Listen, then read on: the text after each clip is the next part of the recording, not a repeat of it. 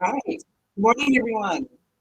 Great to have you here. Welcome to our first YW Boston Elevating Live series of 2021. I'm Beth, President and CEO of YW Boston, and we're so happy to be doing this again. And I will say we were supposed to be at the UMass Boston Club, but I will say, given today, I'm happy we are doing this online as opposed to at the Boston Club, because many of you may not have made it, including myself, given the weather.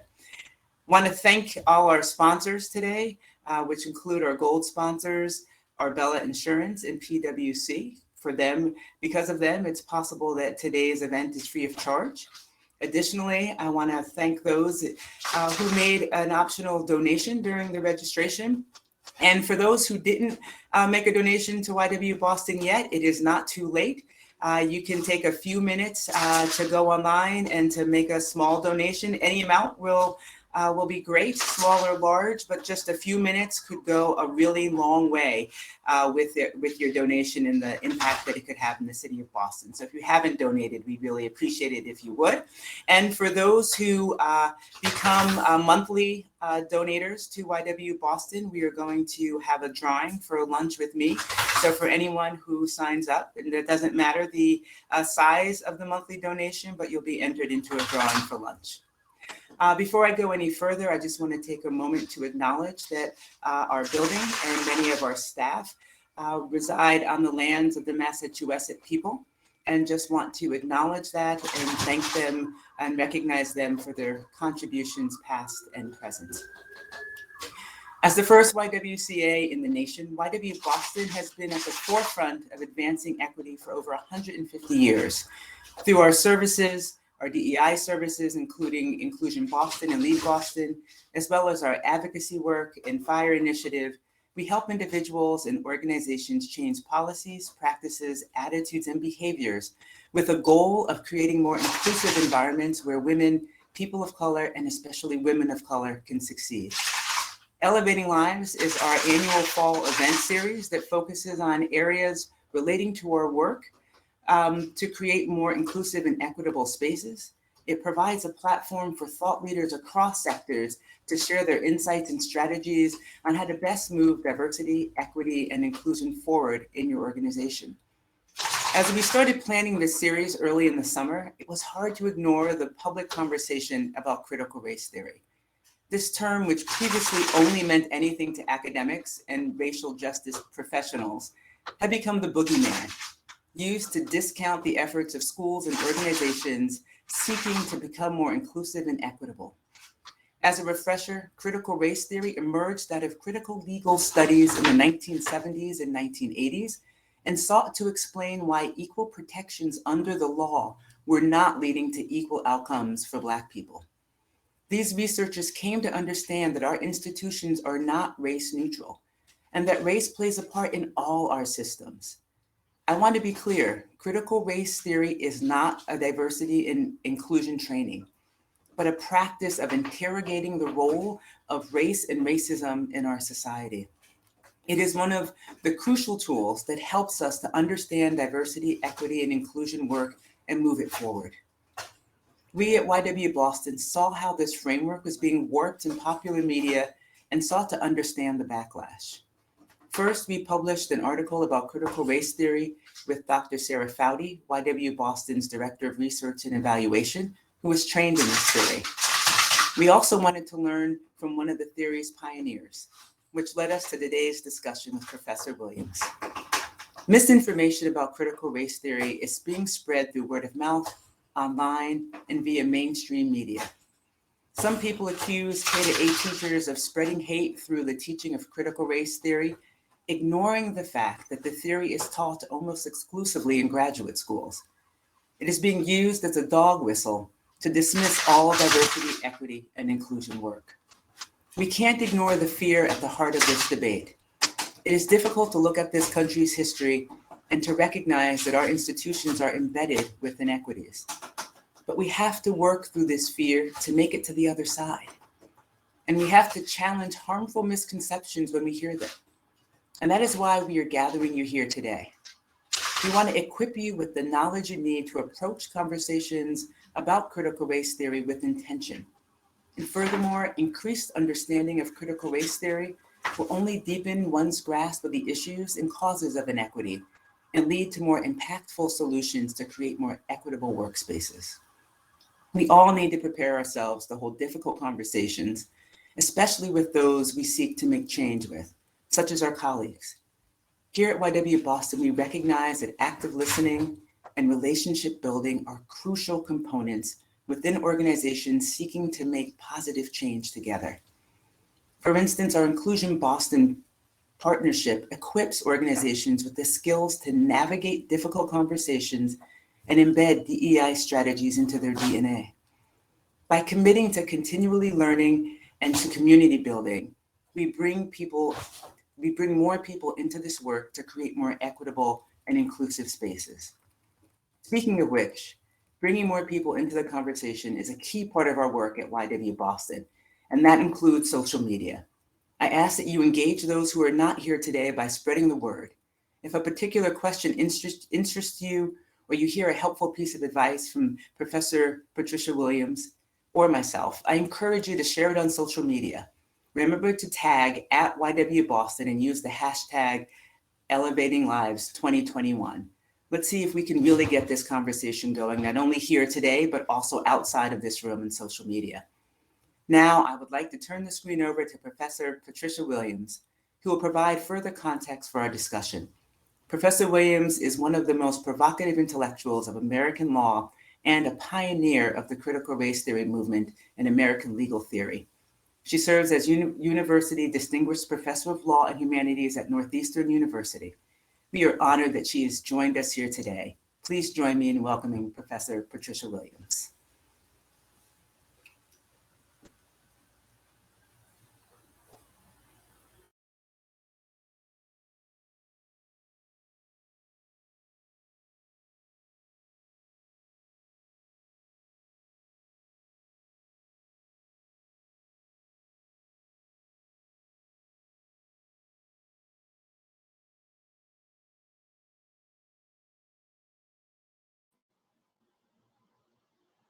Okay, there we go. Sorry. Patricia, if you could, Yes. perfect. Sorry, I didn't realize, I think it muted me and I hadn't realized that.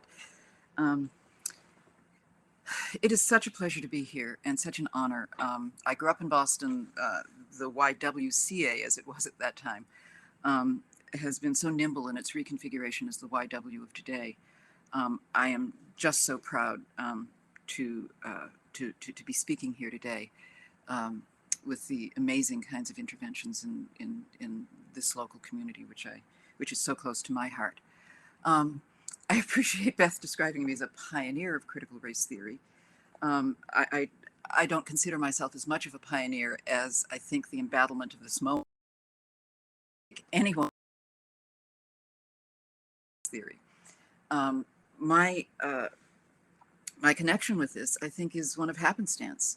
I am one of the very first members of a class that had any kind of numbers of either women or people of color. And so for those of you who've ever seen the film The Paper Chase, which came out, I think, in 1974, 75, something like that, if you look at it, the entire amphitheater to which Professor Kingsfield is speaking is, as far as I can see, entirely men and entirely white.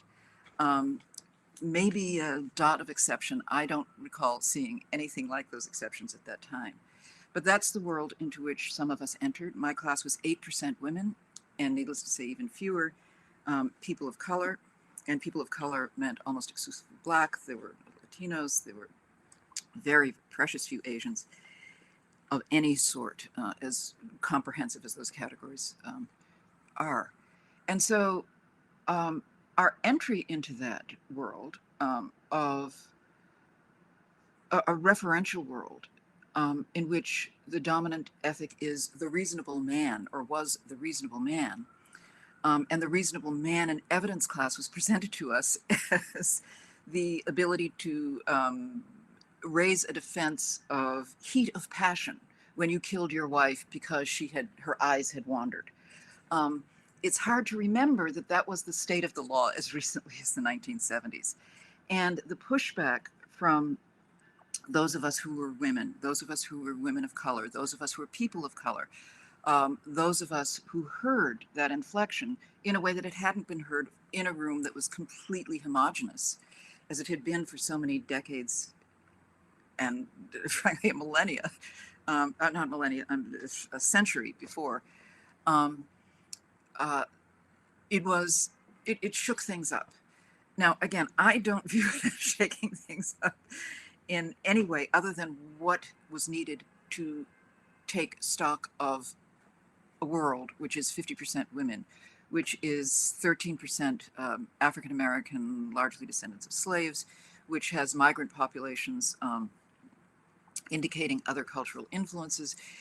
I view that as a necessity for a conversation that brings into the open what our new policies have to be to make us all visible and to make us all heard, and to have the kinds of difficult conversations that don't descend into civil war. And that's what's so vexing about this moment. The use of critical race theory as a kind of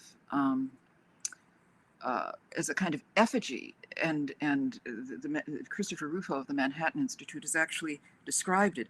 I basically took that body of criticism, I paired it with breaking news stories that were shocking and explicit and horrifying, and made it political.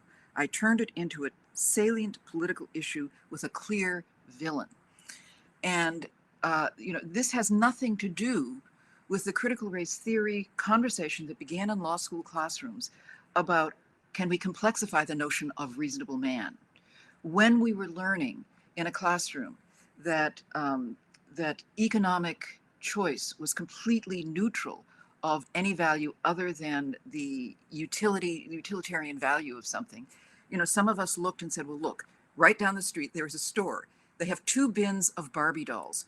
One bin of Barbie dolls is priced $10 for the Barbie doll. The other bin is priced $5. Now, if you're saying that that is entirely, a rational, these dolls were dipped and molded in the same plastic formations, why should they be priced differently? It makes no sense. It is irrational. But if you understand that the $10 Barbie dolls were white and the $5 Barbie dolls had been dyed black, then suddenly the aesthetics, the profound aesthetics of irrational preferences, and the way in which race makes irrational economic choices, that what is the rationality behind that difference in valuation? And that is deeply historicized, deeply, it has deep roots, obviously going back to slavery, but also in, I think, the kind of unconscious way in which we rove the world, and we similarly price houses that are owned by Black people. We price associations in that way. We value our schools by whether or not they're Black and white, in the same way we valued those Barbie dolls. And that's the beginning of a deeper conversation of the way in which, again, race is deeply intersectional with questions of gender. I think gender poses some of the same questions. Why do we value Barbie dolls with long, long blonde hair that goes down to their ankles, as opposed to some of the things? There are histories behind this. And, if we are a society of ideas, and if in academia we are supposedly about understanding that any human brain can have any idea, then our educational project is making sure that we hear that equality of ideas in an equal access to an equality-based dialogue. And yet, that's not the way we approach it. And so I want to just add into this the question of what it means to not hear one another, and particularly have the power of being in a majority, consciously or unconsciously, and being a minority where that experience may not be as visible because you've never been around the minority. This is not about blame, it is an observation. Many Black parents have had the same experience, but a friend of mine was talking about an experience I've had very similar experiences to, which was that her 7-year-old son, African American, went to a birthday party at a friend's house. All of these other friends were white. Her son entered the room, and the little birthday boy, a white child, brought him into the room with great excitement and presented him to his friends. And he lowered his voice and he started whispering, "This is my friend L.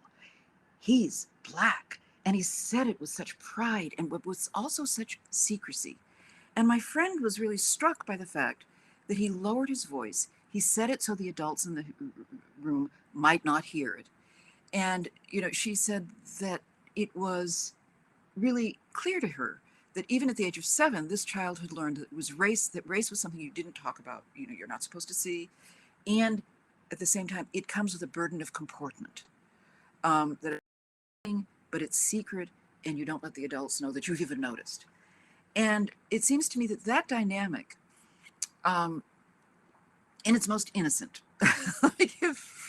aside from what other political maneuverings are doing, I think that dynamic is part of a certain collective way in which we approach race. That, if in fact those children are so, the larger question is, first of all it took was an adult coming into the room and saying, "You don't have to whisper about it. Let's talk about it. You've never seen a black person? Let's talk about it like, in a sort of less freighted, emotionally exoticizing way." If, on the other hand, that child grows up perpetually whispering, learning that it's not something you're supposed to say, and also being in an environment where you never encounter anyone different, and when that different person sort of emerges in your frame, you respond with that kind of frisson. It seems to me that's part of what's being preyed upon in this moment and in this attack on critical race theory. So let me sort of read a little bit from an essay I recently published about another story. And to me, it's about what happens when those anxiously whispering children grow up. And in Traverse City, Michigan, a community that's more than 90% white, a group of high school students formed a Snapchat group called Slave Trade, in which they ruminated that all blacks should die and suggested, let's start another Holocaust.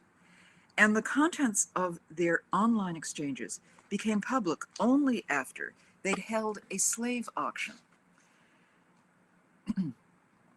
And they sold off their black classmates for money. And one girl who was traded thus said, "I know how much I was sold for, $100. And in the end, I was given away for free." And when all this came, the school quickly drafted a resolution to create a social equity task force committed to, quote, recognizing that the actions needed to combat discrimination and racism depend on new knowledge and community progress. But the draft resolution became the object of fierce resistance from some parents who, at least as far as I know, as of today, have succeeded in editing out language encouraging a social equity and diversity lens for the curriculum. They've succeeded in taking out a promise to add books by marginalized authors to school libraries. They've succeeded in cutting mention of teaching about diversity, equity, inclusion, and belonging issues. They removed language condemning racism, racial violence, hate speech, and bigotry. And they removed the statement, "Racism and hate have no place in our schools or in our society." So this largely parent-driven backlash has led to excising the vocabulary, precisely the very vocabulary that would enable speakers of the English language to say that slave trading one's black classmates on Snapchat is wrong. And so I think that this story illustrates all of the unfortunate dynamics of how not to talk about race, indeed, how not to talk about anything at all. It demonstrates the degree to which some parents view race as though it were akin to sex in the 1960s, taboo, prurient, something to keep hidden because it'll give the children fevers and make the parents squirm. As with sex, ignorance about race becomes a secret excitement. Racial disparagement becomes an indulgent exercise, a species of cathartic emphasis like swear words.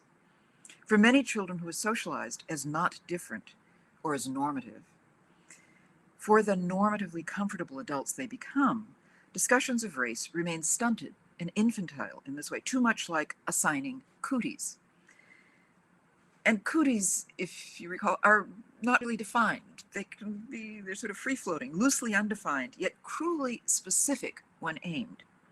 So you ban sex education in the name of chastity, purity, and innocence, and you ban talk about race or education about it that is, quote, inherently divisive. But when Americans of different races greet each other as though they had just stepped off a ship in 1492, let's just say that the division is glaringly already there. It begs to be addressed. And at the school board meetings in Traverse City, the very notion of an equity resolution was, as one parent put it, interlaced with critical race theory. Now again, critical race theory, as I am aware of it, as a law professor, as a supposed founder or a pioneer or whatever the words you want to cast at me, is about looking at the Equal Protection Clause. It is about analyzing legal cases. It's about analyzing what the Supreme Court has to say and economic notions underlying, again, rational choice. And this is not critical race theory. This seems to me what they are talking about, what they're fighting against, is integration in the old Brown v. Board of Education sense. You know, how do children come together and deal with one another as fully human beings rather than slaves to be sold? So parents in Traverse City held signs and testified that they considered the resolution Marxist, anti-Christian, divisive, and anti-white. And I've read the resolution in both its original and edited form, and there's nothing that either hints of Marxism or the Antichrist. Indeed, it's quite a mystery why fear of the, quote, divisive would require eliminating antonyms like inclusion and belonging. And so I think it's a sign of the confusion of these times that condemning racist language or bullying behavior is seen as the automatic equivalent of being anti-white. And so, you know, the parent leader in Traverse City maintained, quote, "We don't, not even for a second, think about race." And again, this made me think of that 7-year-old who said, "I'm not talking about race, but let me show you, my friend is black." It was an echo of that grown-up version. He says, "We don't think about race, not even for a second. We never would. And I think that this is opening a can of worms, and we are not going to be able to go back." Most intriguingly, the parents feared, and the parent statement said, that schools have been revising their curriculums and basically saying we're going to cancel math and English to bring in these social justice studies instead. It sounds like we're going to teach our kids our country is founded on racism and show them that if they're white, they're privileged and they're part of the problem. I find that mind-boggling. And I must say, I would find that mind-boggling too, if it were remotely true, but it's not true. And so with two completely different reference for the notion of critical race theory. And one is a propagandistic balloon that's so well funded, I don't know how to make my unsupported, unfinanced words be heard against this great effigy floating and consuming our country in ways that truly are divisive. And at this moment, there are at least 20 states, I think 8 states have actually passed laws, but 20 states are considering these laws, which would, you know, which are intriguing to me, because first of all, they have been mass produced. And, you know, this is why all of this has come up just within the last 6 months. I mean, this is, you probably never heard of critical race theory before last December. The degree to which it has come to the fore, again, is a well-funded propagandistic campaign. But so there's a template that applies to almost all of these laws. That template starts off by mandating that there shall be no stereotyping by race or sex, no instruction that teaches that any one race or sex is inherently superior to one another, no teaching that individual is intrinsically racist, sexist, or oppressive. Bravo, I say. This is nothing that, you know, this is what I fought for as in the name of critical race theory. No teaching that anyone bears automatic responsibility for actions committed in the past by members of the same race. So far, so good. Indeed, my only concern about this is that this much is billed as anti-critical race theory, as opposed to the heart of what critical race theory actually seeks. But, and here's where the laws go further, Most bar mandatory gender or sexual diversity training, discussion of controversial topics. Some ban teaching specifically the New York Times 1619 Project. Other, like Alabama's, propose to ban critical race theory outright, and then define it as any belief that America is inherently racist or sexist, whether consciously or unconsciously. Teaching in which any individual, that is to say students, should feel discomfort, guilt, anguish, or any other form of psychological distress on account of his or her race. And I think this is the heart of it, and for me, the most troubling of all the provisions. The discomfort of public school students from kindergarten through college becomes per se a violation that these laws then link to specific remedies, like invoking monetary fines for teachers, they're being fired, result perhaps in some cases of withholding funds from individual schools or whole districts. In effect, the emotions of young children and immature youth become a metric for disciplining teachers and educational institutions. And if students become upset about precisely the difficult dialogues that I think we must have in classrooms and as citizens and as a polity, then if young people become upset about that, then heads will roll. So it seems to me that this is a kind of First Amendment ban that, or issue, that's at the heart of this tension between the definitional reference of critical race theory as defined by Christopher Rufo and Tucker Carlson, and critical race theory as an academic movement that is concerned about the specific applications and evidentiary limits of law. So I'll stop here.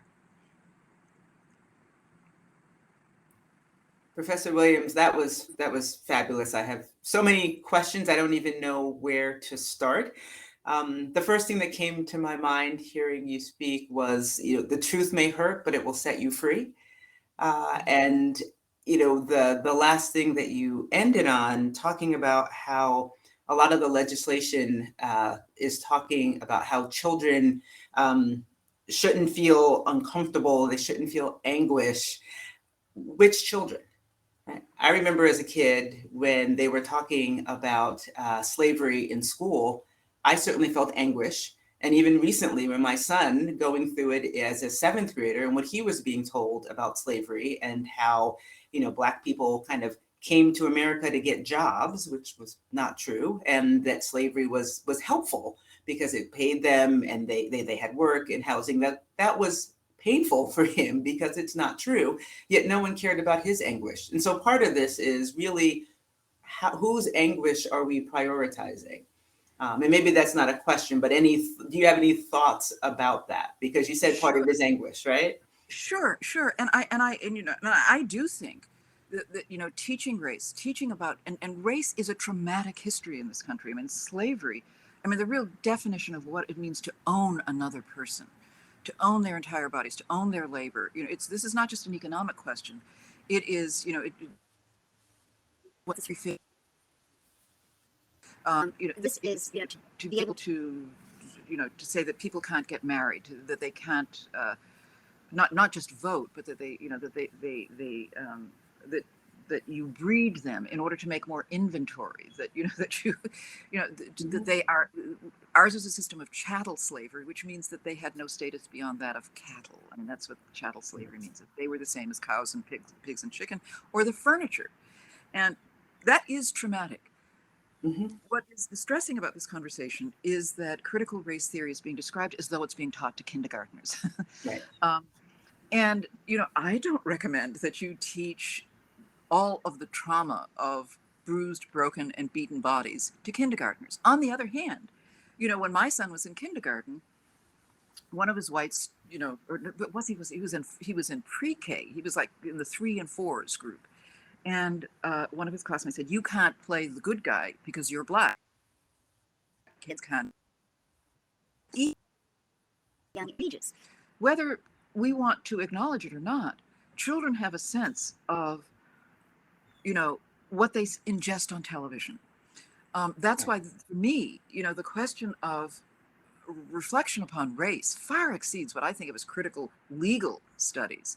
It is a study of it is a media study, it is psychological study, and there are ways certainly to intervene in that. A teacher needs some training, about how to intervene in a way that is not shocking to children, but simply says, of course he can be a good guy. And, where did you get that idea? You can unlayer it. And I'm no child psychologist, but you can unlayer it in a way that the teacher has an eye on and and can talk about, the flexibility um, of human capacities, Right. that this kind of phenotypic categorization children will begin learning about something like race. That's a Right. different conversation than what you would have in a 7th grade curriculum. And that's a different conversation, yet again, of what you'd have in late high school or college or graduate school. But it seems to me that knowing that is about, the larger pedagogical training that teachers get, and to say that you can't teach about diversity and that history, and then make it intersect with the age appropriate levels at which this might manifest itself as a feeling of being divisive or a feeling of being uncomfortable, is just nonsense. And as you say, it privileges certain perspectives and who's comfortable about discussing it and who's not. Right. Conversation goes on in ways that, if when under the radar, it seems to me is far more harmful in the long run. And again, when I use that example of we're still greeting each other like we've just stepped off the ship in 1492, I have a friend who is Windrush generation in Britain, and so she came to Britain. Her mother actually came to Britain. This is a story about her mother, who came to Britain in the 1950s and took a side trip to Ireland. And when she went to a small village in Ireland for some business purpose, little children came up and ran up to her. They'd never seen a black person, and they started licking her, wondering if she were made of chocolate. And there's a dimension that children, manifest about, you're exotic, you're strange. I'm going to familiarize myself in ways that look ridiculous and we can laugh about. But sometimes if they can also be painful and, Right. distancing. But, this is where the conversation has to begin. Yeah. That, it's not just saying, don't do that, don't see, but really explain that the world is made up of all kinds of different phenotypes: hair, eyes, hands, height, and Yeah. we can be educated without the sense of the almost obsessive need to suppress that curiosity about one another, So before do you have any? before it becomes dangerous. I'm sorry. Yeah. So I was going to ask, what suggestions? So, part of the work that we do in organizations is get people to start talking about issues of identity, right? Yeah. And getting them to think about how do they identify? Because often people haven't thought about that, right? And what does that mean to have certain identities? What does that mean if people aren't aware of the kind of identity you have, assumptions that people make around that? And let's talk about that. Are there other things that you would suggest to help people to start getting more comfortable with conversations that may initially be uncomfortable because they haven't had this, they haven't grown up talking about this? Are there other strategies you have? We are at the most in the history of the planet, and it's for me, it's a sense of great urgency that we understand our, and COVID ought to have taught us how essentially human we all are. We are all the same species. We are all, as to the extent there are disparities in who gets sick or not from COVID, we can assign that to the costs of segregation, dense housing, poverty, inaccessible resources.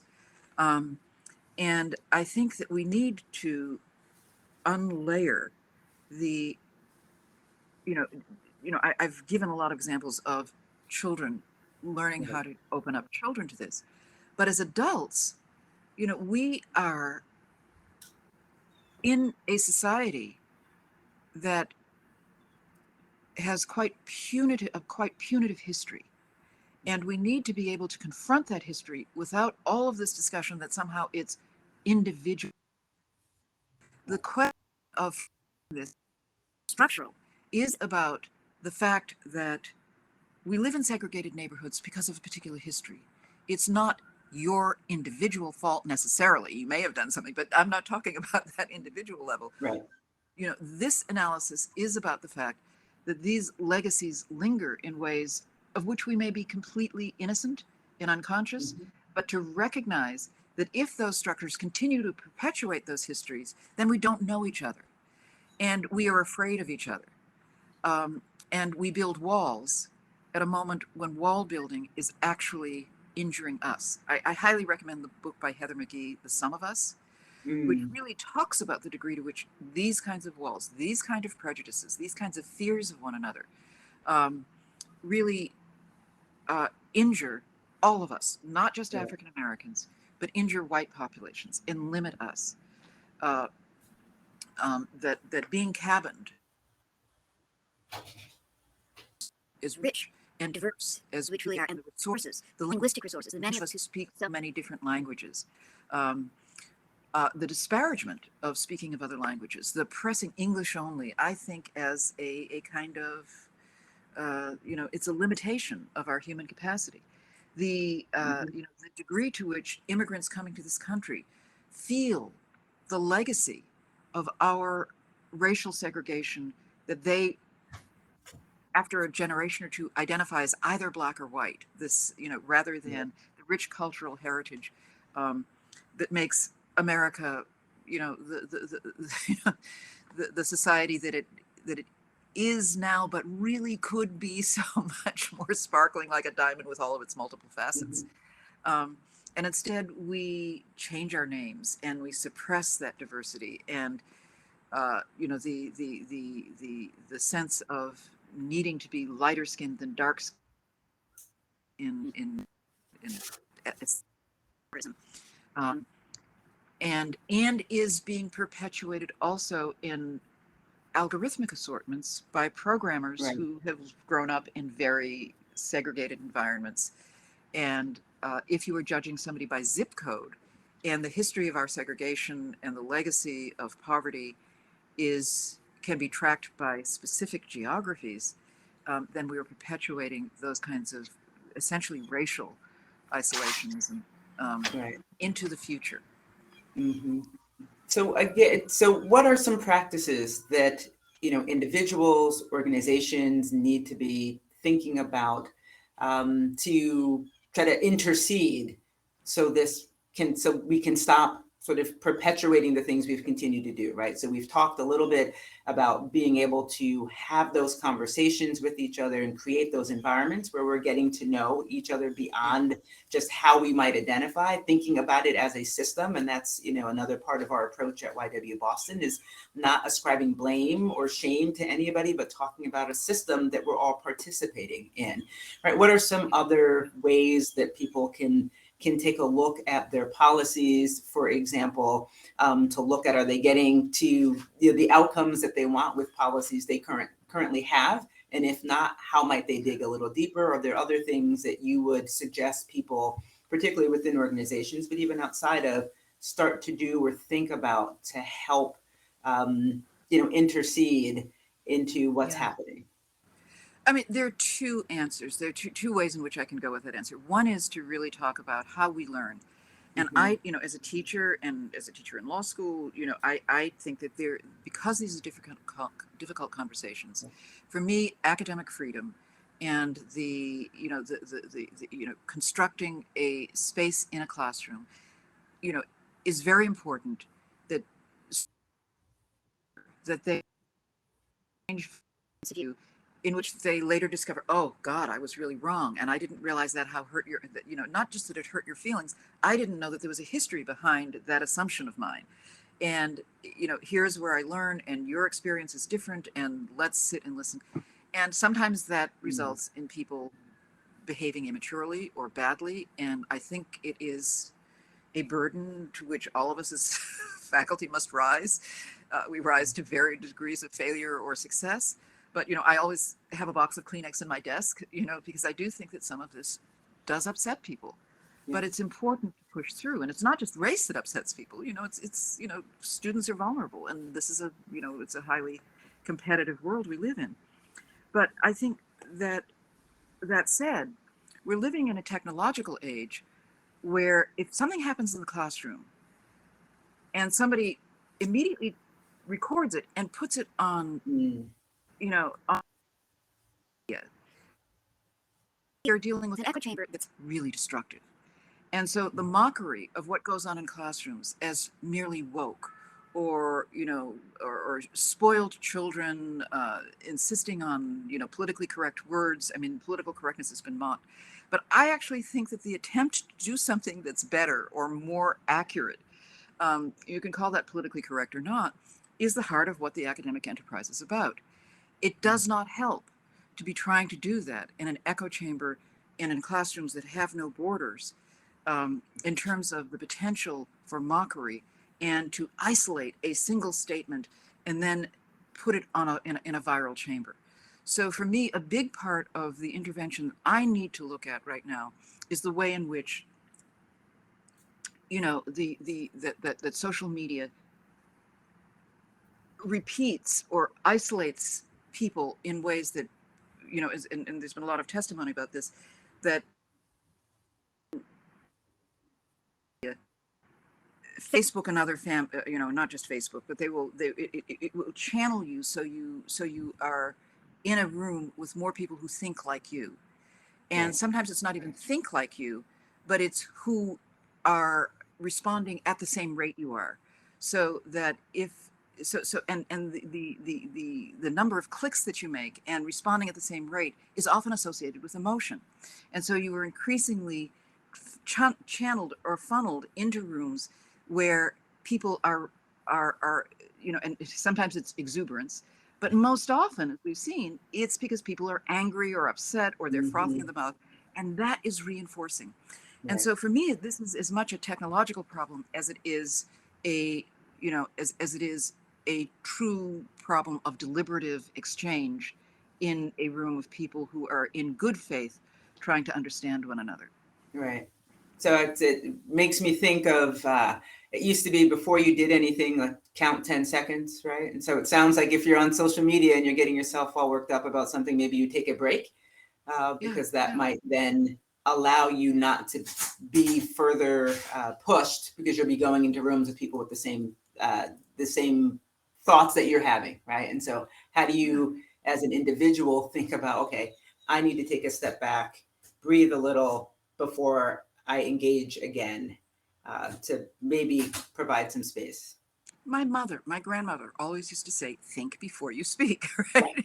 And our technology, I think, makes our most random, whimsical, idiosyncratic statements published, and they're out there where they follow you for the rest of your life or for the rest of the life of the technology.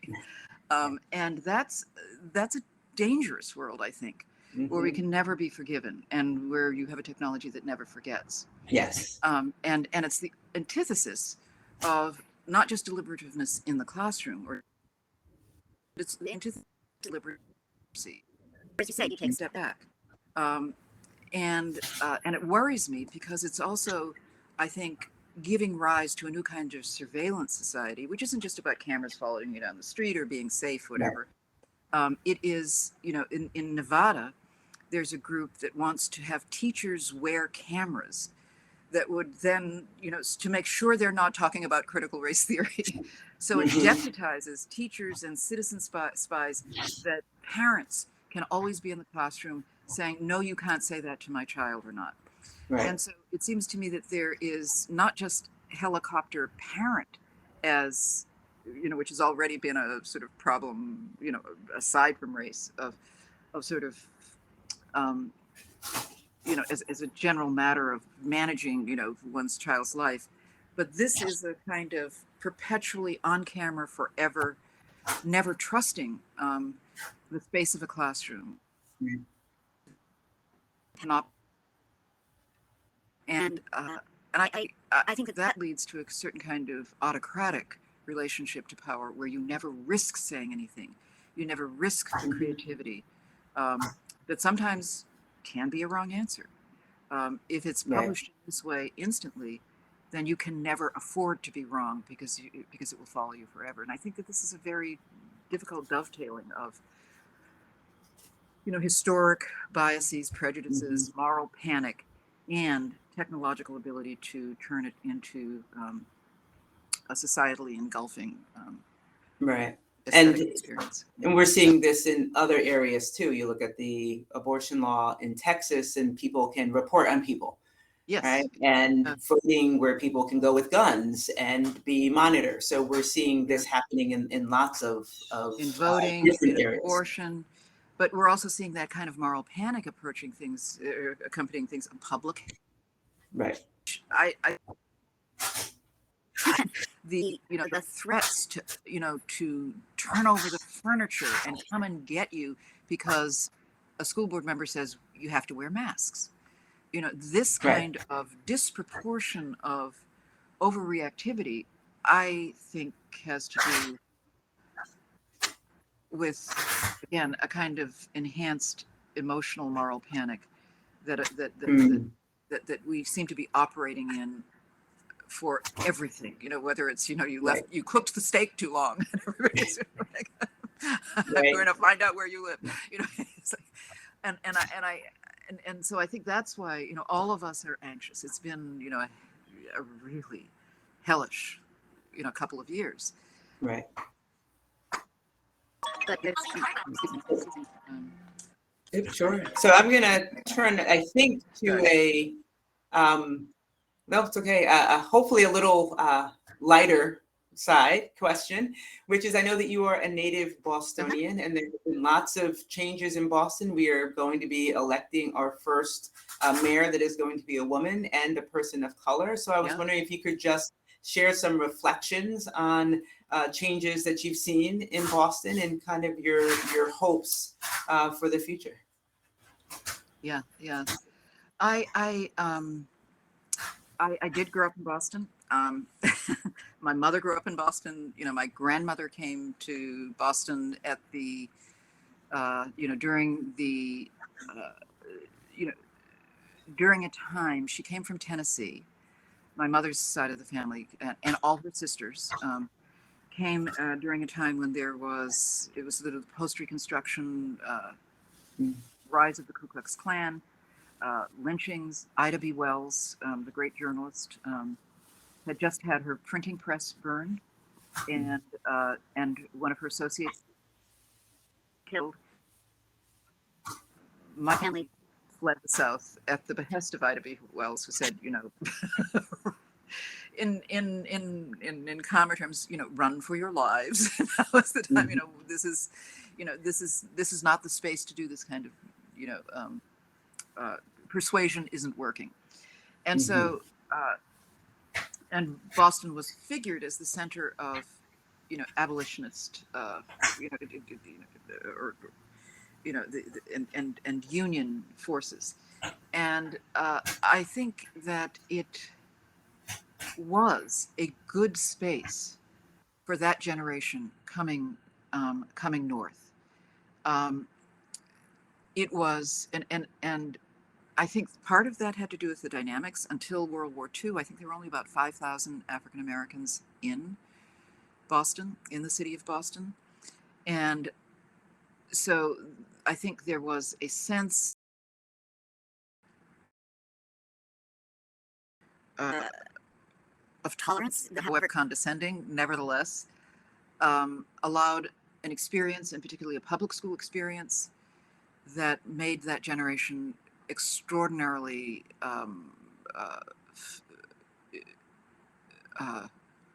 that allowed an extraordinary level of access to a really marvelous education.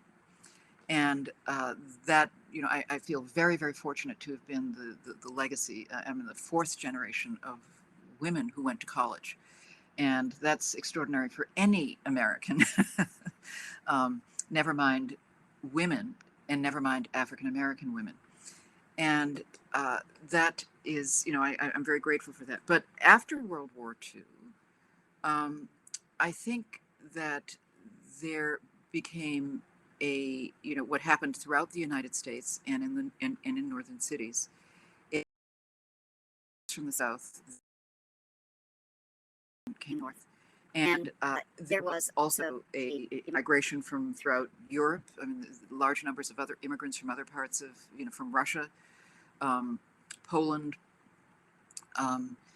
There were slightly older, but still, relatively recent influxes from Italy, and those populations became caught up, I think, in the dynamics of needing to be seen white, needing to be seen as white, and losing their, suppressing their tongues. I've literally observed that among my neighbors. I lived on a very small street with only 6 houses, a little cul-de-sac.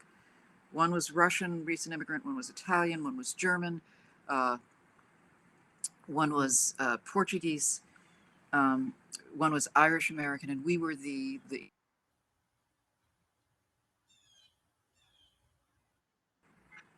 when white flight occurred. I observed it happen in my neighborhood.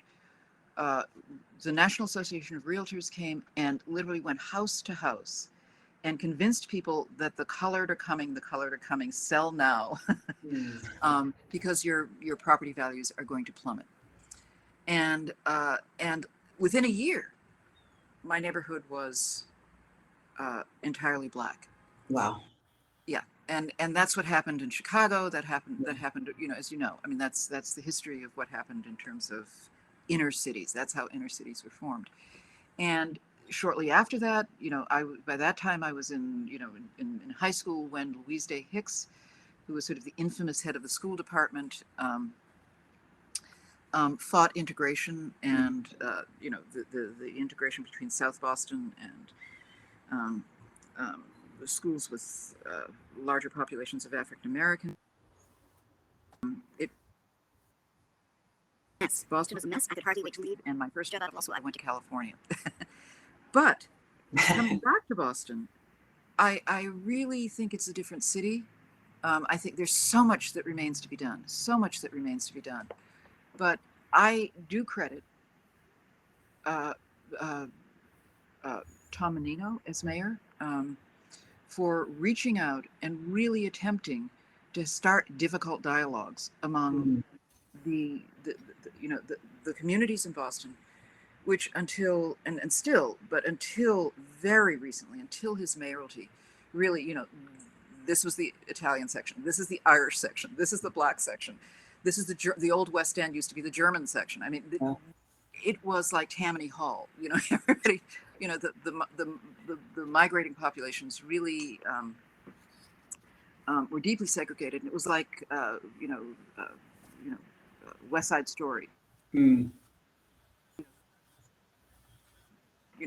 we think of Black Hispanic gangs, but gangs were Italian gangs. They were the Irish gangs, when I was growing up, and that was because they were so segregated. And to the extent that lingered in the city, Tom Menino talked people down. He was reputed to have, talked to 500,000 people during the course of his mayoralty. I don't know if that's true, but nevertheless, he went and he reached people, and I think he touched people in a way that is, the fruit of that has been more intensive regard of the role of police officers in the city, more intensive regard with regard to how our schools are managed. I don't think we've made a lot of progress in the school department, nevertheless. But particularly, I think, in speaking to an electorate, which again, of course, may be much more liberal than other cities in the United States, but nevertheless, I think that has led to this moment in which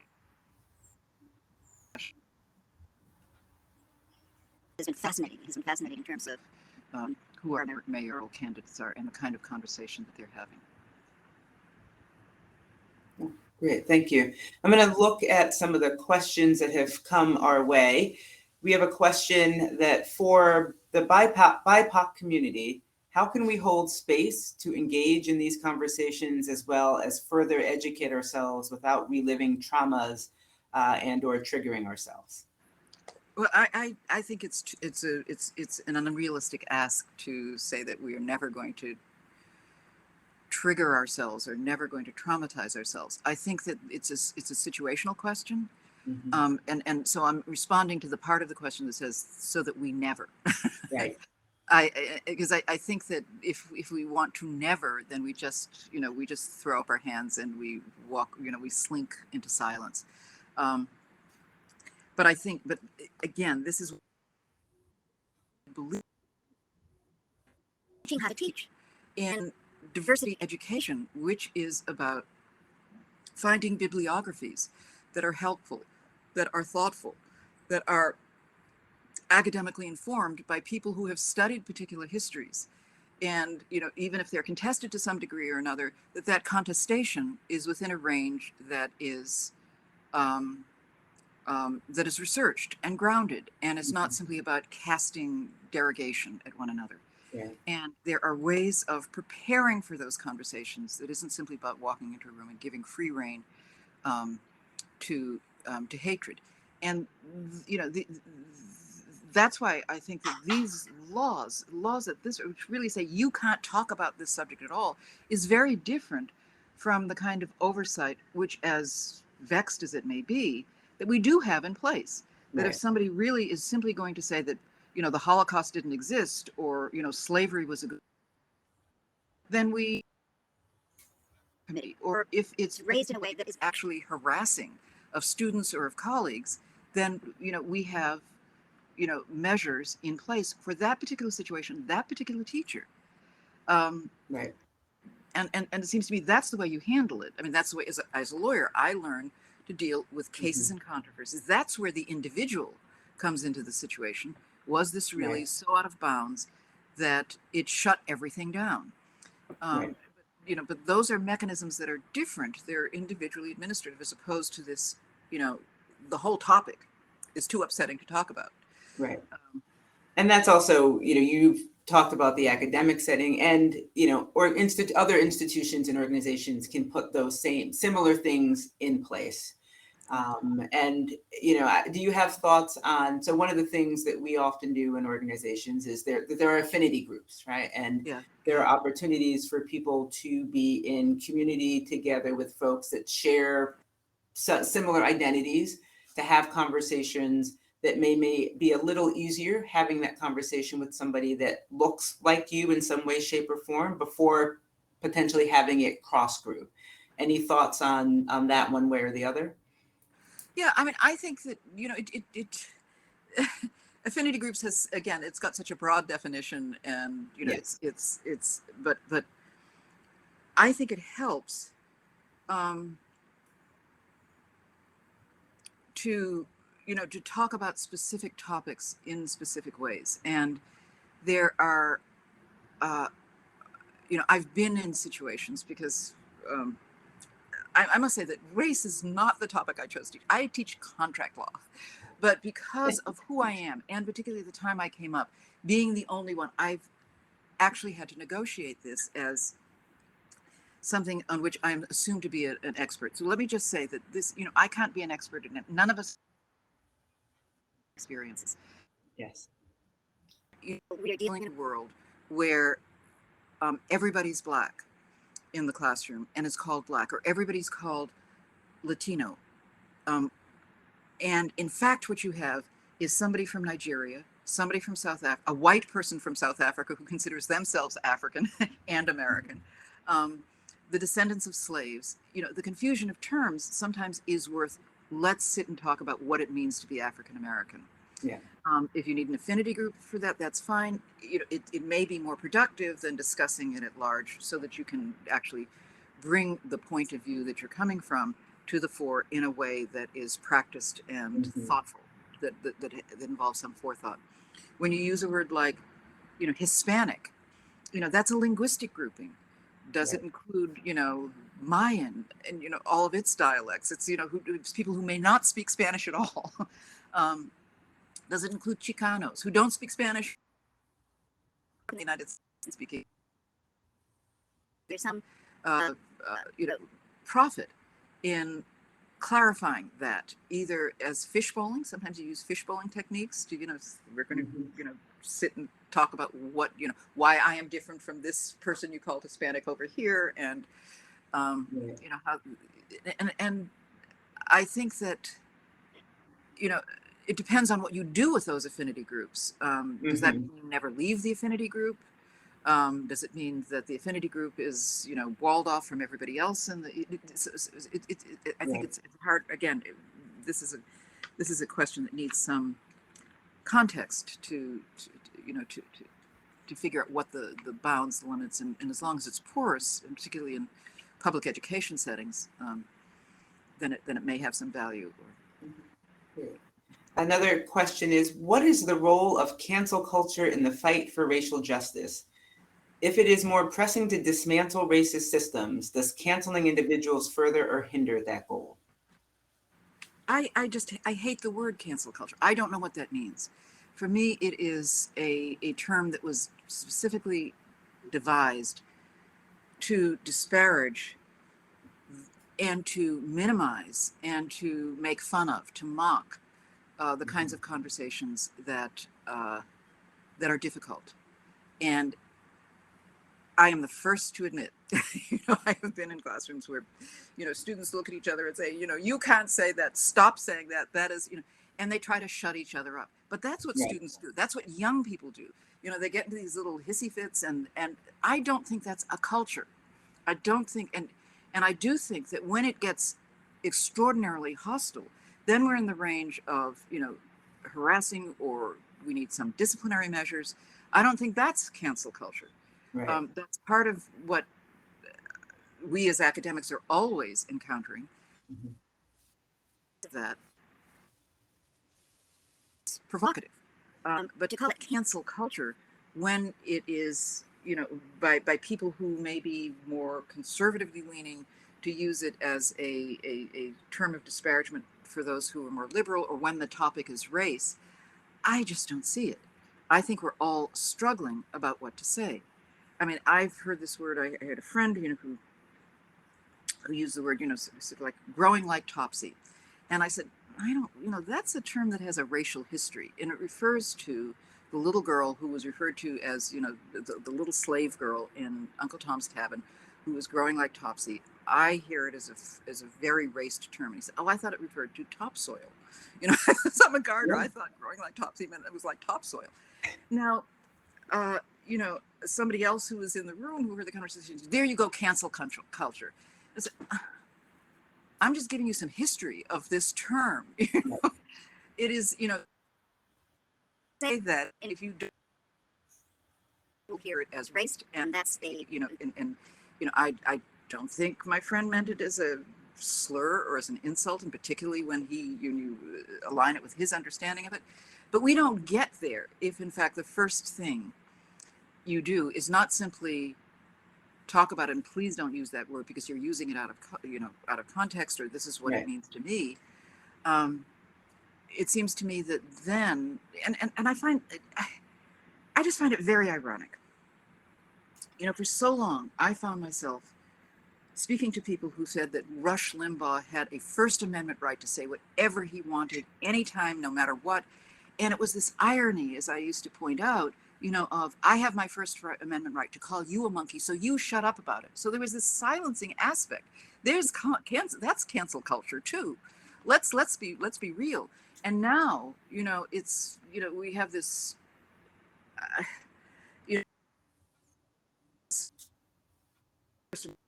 tell you to shut up. There is a law being put in place in state after state after state that says you can't even approach that topic. And so it seems to me that the dynamics of who can say what, who has the freedom to say what, is again not just about who's, about cancel culture. This is about this is about censorship, and people use that term so carelessly for at least 2 decades. But censorship is when the government silences you. And this, when students are yelling at each other or acting stupid in classrooms, or even when Rush Limbaugh, pierces my heart with his forms of racial stereotyping. Censorship is when the President of the United States writes an executive order and says we have to extinguish a whole body of study. Right. That's the government silencing you. When you can't teach a whole body of reading, and this is specifically what you can't read. So now we are truly in an age of censorship, and people are dismissing it as, as an effort to control cancel culture. And I said, that's ironic and upside down. Mm-hmm.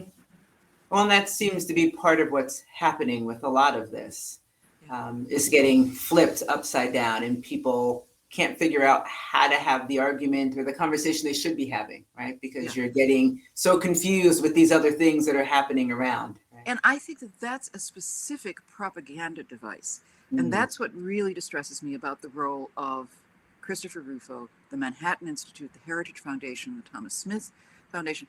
They are specifically pushing forward in these uniform laws, a kind, and in their public-facing descriptions like Fox News and Tucker Carlson, what's called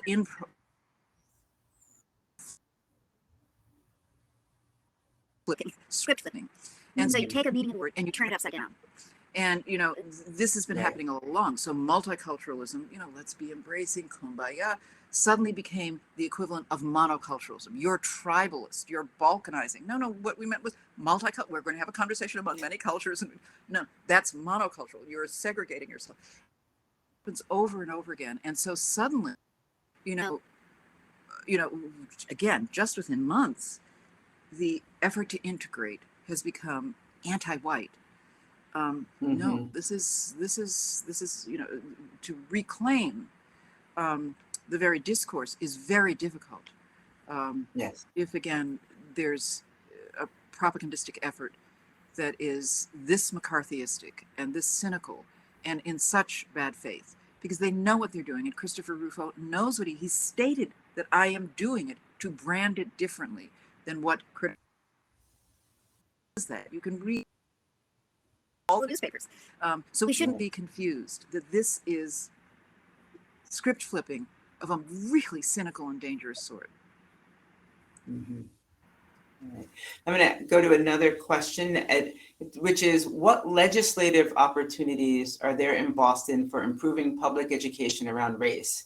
And are there opportunities for Massachusetts overall? Any thoughts for that one?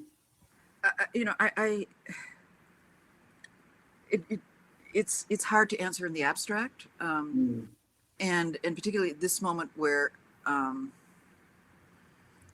the legislative efforts one sees are confronting such enormous backlash. So I must say that I think that one of the more effective domains is if again we're talking about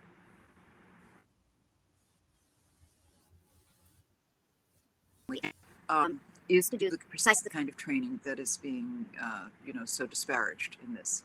And so that does begin with setting money aside for people who are qualified to or informed, and that may mean library books, specific kinds of programs that allow people to meet each other from different backgrounds. I think we should be investing in language that makes us able to, language studies, I should say, able to so that we all become polyglots. I'm a big believer in understanding multiple languages because cultures are buried in those languages.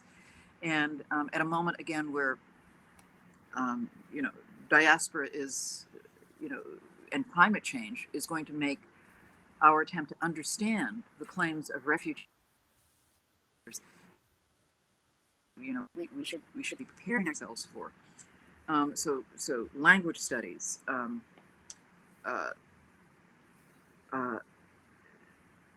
there are lots of social awareness programs that are just about reading and social studies. I don't think we all have to sit in circles, hold hands, and people are afraid of sort of, that somehow they're going to psychologize their children, but really a serious curriculum of social studies that doesn't where for me critical race theory began was the fact that I was sitting in the midst of the 20th century, whose jurisprudence, whose Brown v. Board of Education, the integration, the end of Jim Crow, all of that was happening, and we were studying none of it in law school. We simply didn't study it. And so I think the same thing is happening now. And so all we need to do is put it in the curriculum. Mm-hmm. But they're wonderful books being written. And this should be an object of study. And I don't know why we are so afraid of that.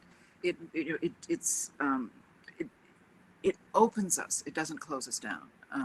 And again, this idea that somehow there is a history of trauma, but knowing that history of trauma is not going to traumatize us more than the original trauma did. It may, in fact, allow us to be more generous with our public policies.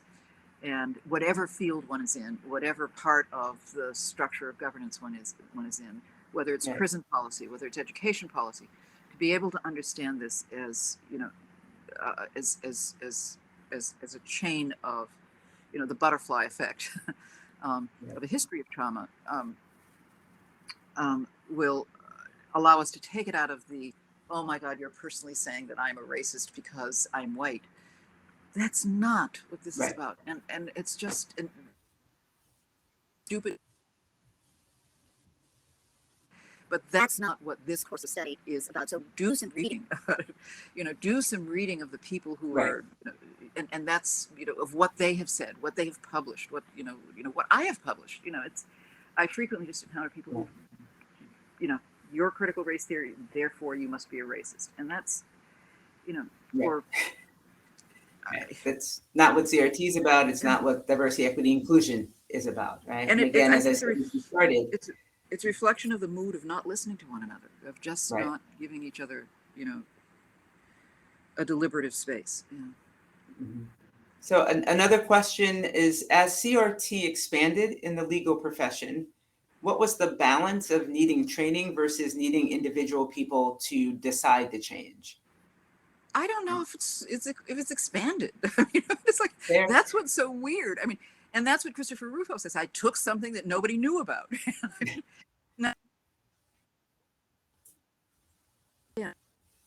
What I teach is technology, identity. I teach, I insert race where I think it's appropriate. I don't leave it out. I'm associated with the critical race theory movement because I've written books and I also do journalism. And so a lot of my journalism is about racial issues happening, and I analyze it as a lawyer. Critical race theory is quite a variety of approaches to the subject of race. And I think Kim Crenshaw, with her African American Policy Forum, has the most coherent sense of what it means in terms of her work. And she's, I think for those who are curious about specific policy initiatives, it's worth going to that website, looking at it. And she's much more of a tactician and a politician than I am. Within law schools, I write about, I think I write in a more journalistic tone. And I write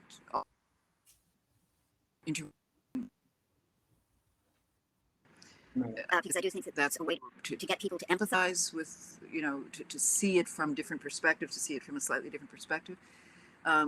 So I'm not as methodologically central to the kind of constitutional law lens that Kim Crenshaw and some professors are. And that was never an issue, this is until suddenly it's become something else. So I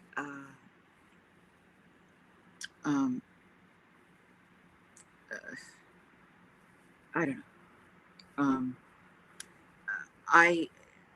know. For the first time, I find myself now in the face of this teaching more of a curriculum called critical race theory, which until now was generally a kind of jurisprudential series of essays in the textbooks that are associated with this movement.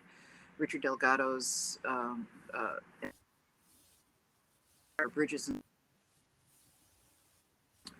and Kim Crenshaw's three major anthologies associated with critical race theory. But as an approach, it just means that I include um,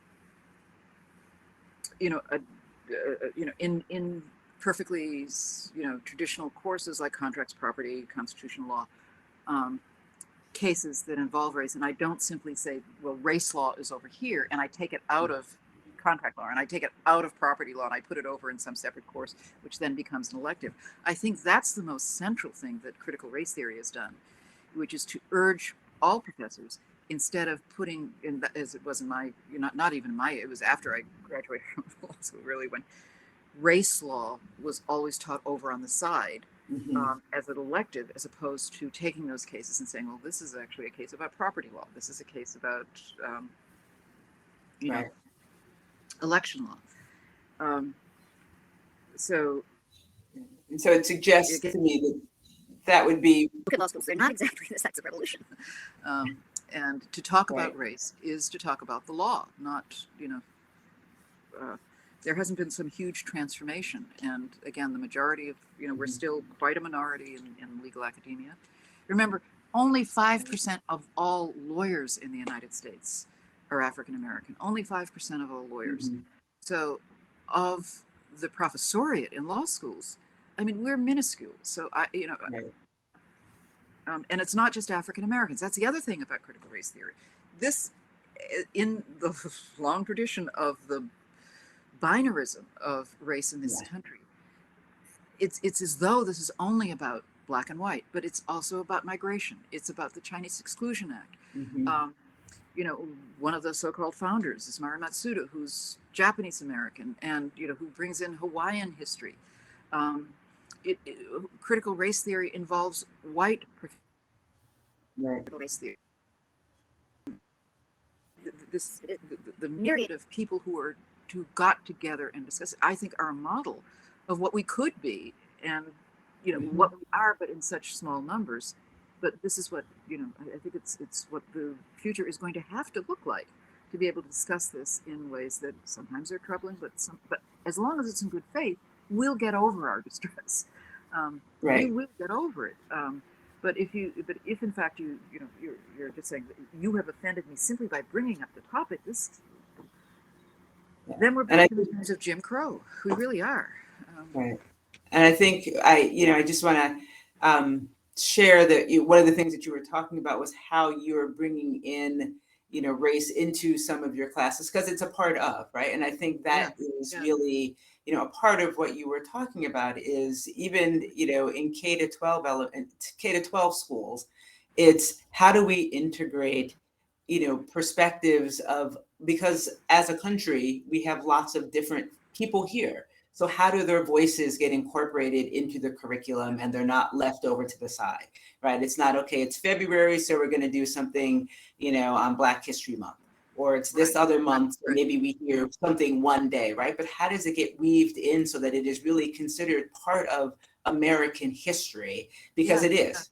All of these stories are. And I think that's ultimately what we're trying to get to. And I think that there ought to be, there was this discussion in Boston, as I recall, about Indigenous Peoples Day, which used to be Columbus Day. And and in making it Indigenous Peoples Day, I heard, what I will assume are good faith discussions about whether or not, well, that takes away Italian American Day.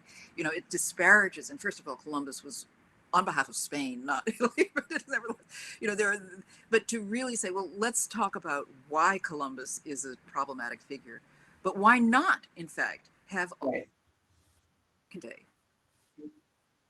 excavate that history so that we know more about Columbus than simply the colonial interloper, which is the problematizing of why people, why we want to reconfigure this as Indigenous Peoples Day as well. And think about Italian American Day, which brings in the incredible way in which Italian Americans were despised in this country, or the difficulties that they had as immigrants, and the fact that in many parts in the East Coast, both Portuguese Americans and Italian Americans were considered Black in the first part of the late 1800s and early 20th century. And I think, without realizing the prejudice against Mediterranean people, that's also part of critical race theory. And it would be part of discussion that simply doesn't say, okay, Columbus the Conqueror represents all Italian American interests, Mhm. rather than this much more nuanced history of